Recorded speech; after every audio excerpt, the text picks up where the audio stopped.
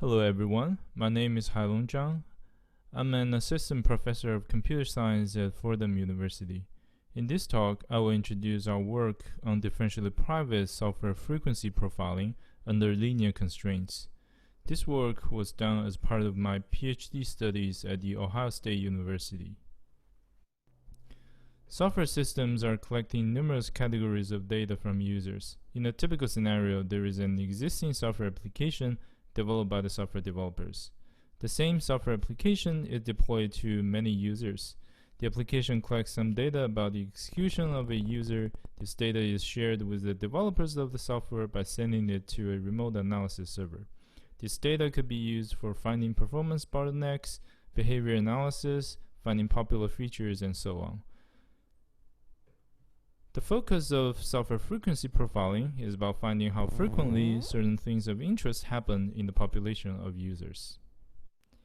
The target problem of our work is execution frequency. That is, we would like to find how many times has a software component been executed across all users. For example, in method frequency profiling, we would like to learn what is the frequency of each method of all software users.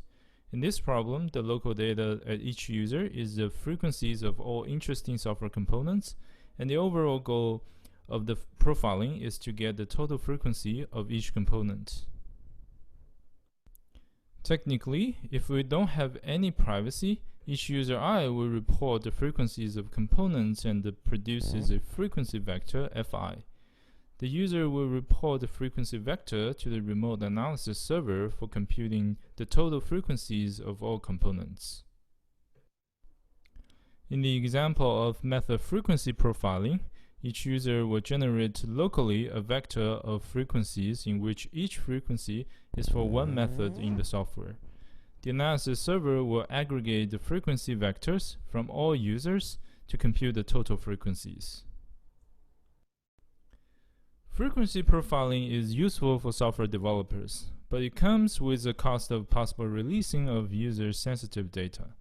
The data could be obtained by data breaches, could be used by rogue employees, could be sold to other entities, and could be combined with other powerful big data and machine learning analysis to infer information about users that they may not want to share with others at the first place.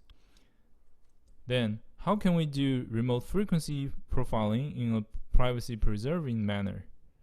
In this work, we propose a novel solution based on differential privacy. Differential privacy is a powerful mathematical machinery that allows quantifying privacy loss during data collection. In a differentially private mechanism, each user will run a local randomizer to introduce random noise to make it probabilistically impossible to differentiate between frequency vectors. The noise here masks the contribution of any particular data item. In frequency profiling, the local data is a frequency vector. Each user runs a randomizer R to add noise to the vector. Only the randomized vector R of fi is reported to external entities that could be adversarial, in particular the remote analysis server and the software developers. The differentially private local randomizer R ensures the indistinguishability between frequency vectors. Technically, when the output Z of the randomizer R given some input X is observed, the observer cannot conclude with high confidence that the actual input was X rather than any neighbor vector Y. The confidence is controlled by the privacy budget epsilon. The accuracy of statistics also depends on this privacy budget. More specifically, the ratio between the probability that the input was X and the probability that the input was some neighbor vector Y is bounded by e to the epsilon. The key question here is, what is the definition of a neighbor? We will get back to this on the next slide. One thing to notice is that it is assumed that the observer knows how the randomizer works, including what parameters it uses. What differential privacy is designed for is to prevent the adversary to infer useful information, even when the internals and the output of the local randomizer are known to the adversary. One possible implementation of the local randomizer R from the differential privacy literature is to add Laplace noise. For each frequency vector fi, the randomizer will add random noise y from the Laplace distribution to each frequency in the vector. The Laplace distribution is just the symmetric version of the exponential distributions. Now the question becomes, how should we determine the magnitude of noise that is needed to achieve differential privacy? Apparently, this magnitude is controlled by the scale parameter b of the Laplace distribution, so the problem is how to calculate b. The choice of b depends on the value of the privacy budget epsilon. More importantly, it also depends on the protection goal we want to achieve, that is, what neighbor vectors we would like to consider. In this work, we consider two specific protection goals. One protection goal is to protect the presence or execution of software components. The other is to hide the hotness, that is, to distinguish between something is hot and something is not hot. Here, I will not discuss the second goal, but you can find more details about it in the paper. For our first goal of hiding presence, given a set of components to be protected, for example, a set of methods if we're doing method frequency profiling, for any component V in this set, the randomizer R guarantees the indistinguishability of any pair of frequency vectors Fi and Fi prime, where the value for this component V in Fi is greater than 0 and its value in Fi prime is equal to 0. This forbids anyone observing the outputs to determine whether V was executed or not. For example, the randomizer which guarantees the indistinguishability between these two vectors on this slide can prevent others to infer whether B is executed for 0 time or twice. Recall that the magnitude of noise that is needed is determined by the scale parameter b of the Laplace distribution. One standard choice of b from the differential privacy literature is to make b greater than or equal to 2 times fi of v divided by epsilon. As long as b satisfies this constraint, for any data item v, the randomizer R can hide its presence in frequency vector fi. That is, no one can determine whether the frequency of v in fi is 0 or not. However, due to the static code properties of software, this solution is fundamentally flawed, and it cannot achieve the expected differential privacy protection. One key difference of frequency vectors from any arbitrary vectors is that they have intrinsic linear constraints that are the result of the internal structure and the behavior of the software. These constraints can be represented by linear inequalities. For example, 2 times the frequency of A plus the frequency of B is greater than or equal to the frequency of C. In order to achieve true indistinguishability, these constraints should be taken into account. Otherwise, the protection is much weaker than it appears. In our experiments, if the randomizer does not consider the constraints on frequencies, the bound on the ratio of probabilities will become about 27 times larger on average compared to what it claims. That is, it is much more likely that the adversary can distinguish between the cases where something was executed and not executed. Let's look at the example on this slide. Suppose we have this piece of code in the software. Function A calls function C twice in an if statement, and function B calls function C once in an if statement. Suppose there were no other calls to function C elsewhere in the software, then we can conclude that there exists a linear constraint on the frequencies of the 3 functions. That is, 2 times f of A plus f of B greater than or equal to f of C. This type of constraint is very common in software. Suppose we have a frequency vector fi and we would like to hide the presence of b in it. A standard randomizer would draw noise from the Laplace distribution with scale parameter 4 over epsilon to make fi indistinguishable from vector fi prime where b's frequency is 0.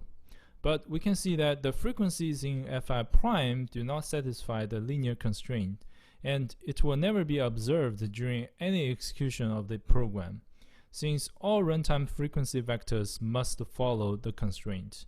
Further, An adversary could infer B's frequency information by A's frequency and C's frequency based on the constraints. Therefore, we have to also consider A and C when protecting B. A correct randomizer should regard Fi and Fi star on this slide as neighbors and ensure their indistinguishability. Instead of drawing from the Laplace distribution with scale parameter 4 over epsilon, it should draw with scale parameter 6 over epsilon, which is 2 times the sum of differences of the frequencies of A and B in the two neighbor vectors divided by epsilon. Formally, following the standard results in differential privacy, randomizer R can hide the presence of V in frequency vector Fi if the magnitude B of the Laplace noise is greater than or equal to 2 times dV of Fi divided by epsilon. The dV of Fi here is defined to be the difficulty of hiding V in Fi. It can be computed by solving an integer linear programming problem that incorporates the linear constraints. We'll also provide a solution to compute the difficulty if the constraints are simple and the inequalities are between two items. The solution is based on reachability analysis of constraint graph that encodes these constraints. You can find more detailed discussion in the paper. Suppose we know the upper bound tau of all difficulties. Then we can protect the presence of software components in any frequency vectors. The randomizer only needs to draw a random noise from the Laplace distribution with scale parameter 2 tau over epsilon. In order to get tau, we divide the users into two groups. From the opt-in users, we compute the upper bound tau. The regular users are used for the actual frequency profiling by applying the local randomizer. The output of the randomizer at each user is then sent to the remote analysis server to get the total frequencies. In the experiments, we use 15 popular Android applications for method frequency profiling.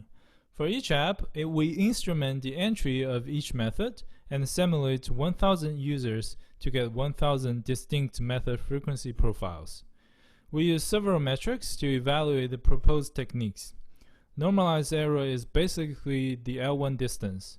It is defined as the normalized sum of differences of true frequencies and estimated frequencies.